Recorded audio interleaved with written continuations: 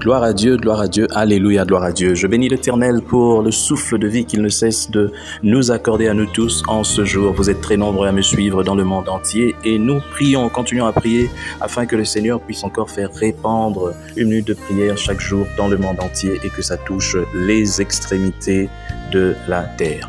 Bienvenue à une minute de prière de ce mercredi 21 février 2024. Aujourd'hui, le Seigneur a mis en mon cœur le désir de partager avec vous ce passage de Philippiens chapitre 2, le verset 3.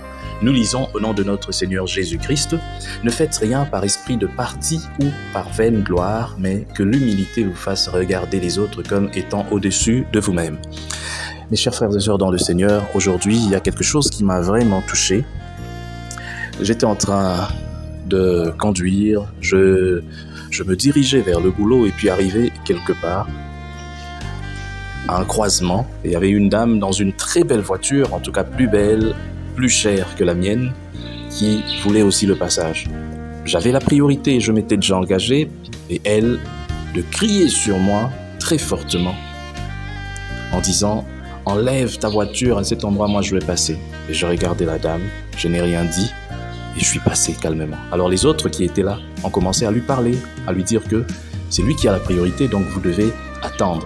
Et toujours aussi impolie, semble-t-il, la dame est aussi arrogante. Elle a laissé entendre aux autres que c'est pas votre problème, mêlez-vous de vos histoires.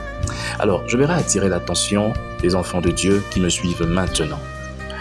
La Bible nous dit bien en ce matin que l'humilité nous fasse regarder les autres comme au-dessus de nous-mêmes. Et Dieu parle beaucoup de l'humilité dans sa parole. Dieu élève les humbles, mais il rabaisse les orgueilleux. J'ai regardé cette dame et puis ça m'a fait vraiment pitié. Et j'imagine un peu le genre de mari qu'elle peut avoir. J'imagine, parce que tout ce qu'on reproduit à l'extérieur, c'est ce que nous vivons à l'intérieur.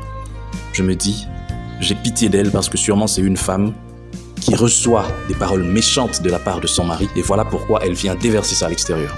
On aurait eu quelque temps avec elle, elle aurait pleuré parce que je lui aurais dit des vérités. Mais c'est pas ça le problème. Le problème, c'est que nous devons être remplis d'humilité. C'est vraiment bizarre. Au Congo, pour parler de là où je vis, on a tendance à respecter seulement celui qui a une très belle voiture. Celui qui en a déjà, qui a déjà une voiture, est plus respecté que celui qui n'en a pas, qui marche à pied, ou qui est dans un taxi-bus ou dans un taxi. Et celui qui a beaucoup d'argent, qui montre qu'il a beaucoup d'argent, est plus respecté. Et c'est malheureux que tout un peuple puisse fonctionner de la même manière. On ne respecte pas. Même les policiers, avant de vous respecter, vous devez mettre peut-être des lunettes noires, les intimider, avoir une veste, avoir une certaine prestance. Et c'est malheureux. On ne peut pas respecter les gens simplement pour ce qu'ils ont ou ce qu'ils paraissent être.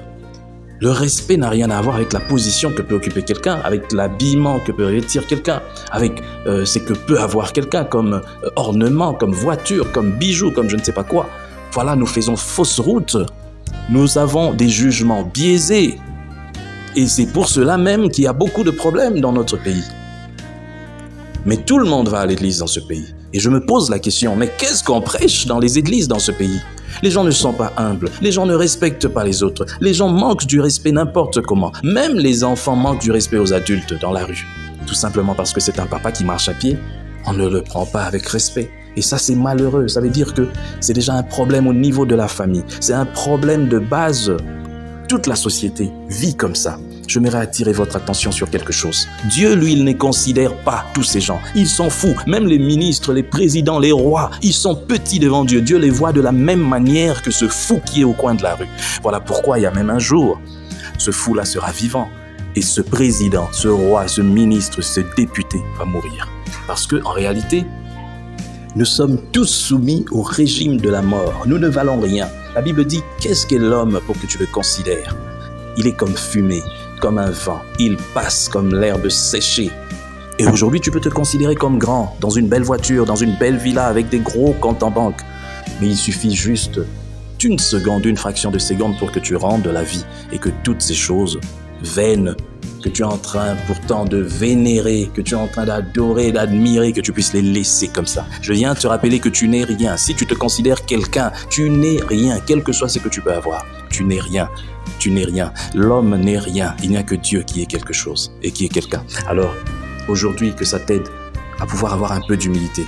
Parce que en réalité, c'est que tu considères avoir être, tu ne l'as pas.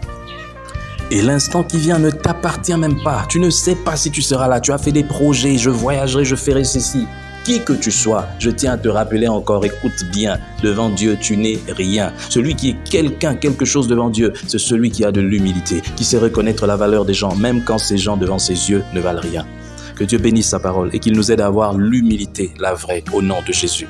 Merci Seigneur de nous aider à développer l'humilité, parce que toi tu élèves les humbles, mais tu rabaisse les orgueilleux. Tu fais grâce à ceux qui sont humbles. Aide-nous à développer l'humilité. Jésus-Christ lui-même est descendu, s'est fait homme. Il s'est humilié pour que nous ayons la vie. Mais regarde des gens qui ne valent rien, tout simplement à cause d'un compte en banque, à cause d'un pouvoir, d'une autorité.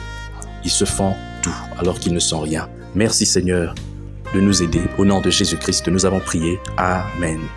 Chers frères et sœurs, dans le Seigneur, vous avez l'occasion de servir Dieu avec votre temps, avec votre intelligence, mais aussi avec vos moyens. Soutenez, restez unis dans 1 minute de prière chaque jour. Écrivez-nous, envoyez vos dons ici.